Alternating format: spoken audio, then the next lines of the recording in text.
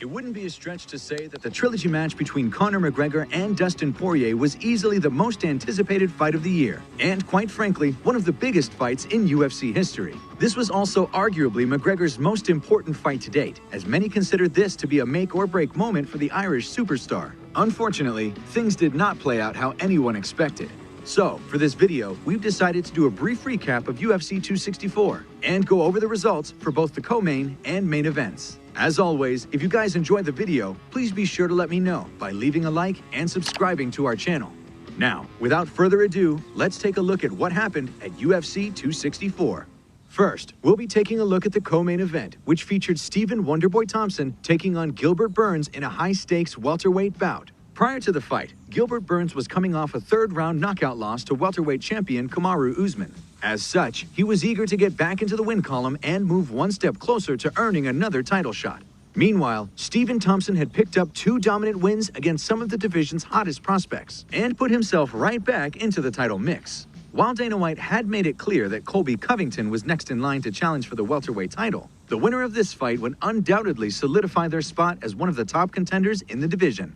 Although Wonderboy is typically good at keeping his opponents at a distance, Gilbert Burns managed to close the gap early and ultimately secure a takedown midway through the first round. Still, Stephen Thompson was able to find some success in the stand-up and even appeared to hurt Gilbert Burns on a couple of occasions. That said, Gilbert's grappling offense ultimately proved to be the difference maker in the fight, earning him a hard-fought unanimous decision victory to put himself back in the win column. Following the bout, Gilbert Burns made it clear that he wanted to face off against Jorge Masvidal next, although a matchup against Leon Edwards wouldn't be a bad option either. Up next is, of course, the main event, which featured a highly anticipated trilogy bout between the #1 ranked Dustin Poirier and former 2-division champion Conor McGregor. As most fans well know, Dustin Poirier and Conor McGregor had plenty of history heading into UFC 264. The two initially met at UFC 178 back in 2014, where the notorious one scored a first-round TKO to earn the win. Fast forward 7 years, and the two had set themselves up for a very lucrative rematch at UFC 257. After a competitive first round, the Diamond was able to earn his revenge with a second-round TKO, evening the series at 1 win apiece and setting the stage for a third and final rubber match between the two. Unlike their second meeting, which saw plenty of mutual respect, the lead-up to their trilogy was filled with heated moments, the majority of which was generated by McGregor. Tomorrow night, I'm gonna make this man pay with his life, and I mean it. You're dead in that octagon tomorrow night.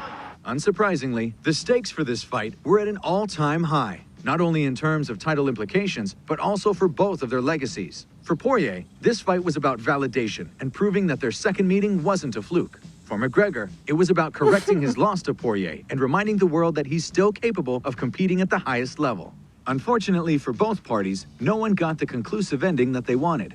During the opening moments of the fight, Conor came out aggressive and tagged Poirier with some devastating kicks to the leg. Soon enough, Poirier came firing back with some solid shots of his own, before taking McGregor down to the canvas and unleashing some vicious ground and pound, which continued for the majority of the fight.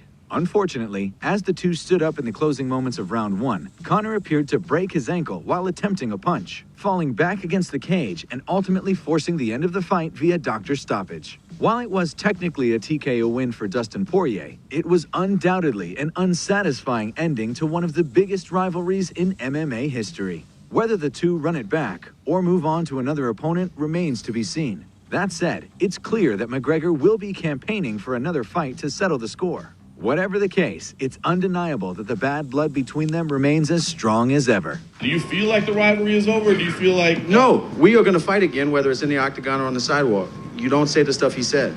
This is not over. If we have to the boy need to retire. We don't give up. Got your leg broke, As man. for what's next for Dustin ankle Poirier, it'll broken most in likely be pieces. another fight with McGregor, or a title fight against lightweight champion Charles Oliveira. Oh, As for yeah. McGregor, I if he didn't doesn't know, get another shot at Dustin, Poirier, perhaps a opponent, trilogy fight wasn't with gonna Nate win, though. Diaz would be a good option.